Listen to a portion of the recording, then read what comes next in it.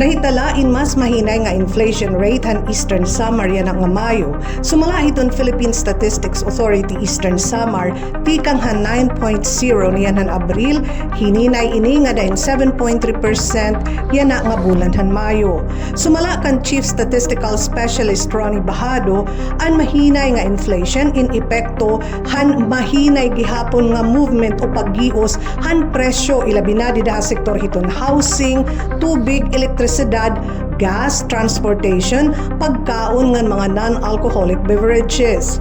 Halain naman nga bahin, ang tulo nga panguna nga nakaamot nga dahan inflation niyan han Mayo 2026, amo naman iton food nga non-alcoholic beverages nga may ada 51.1% share, iton housing, tubig, elektrisidad, gas nga iba pa nga mga fuels nga may ada naman 12.5% share, ngan ikatuluhin ni iton transport nga may ada 11.9% share.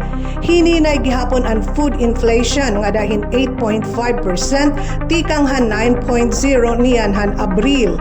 Ang pag-ubos han food inflation indara naman han mas mahinay nga annual increase iton isda ngan iba pa nga mga seafoods. Inubos gihapon ang IR han mga utanon, duma, prutas ngan iba pa nga nakakontribuer nga dahan mahinay hanga food inflation han Mayo.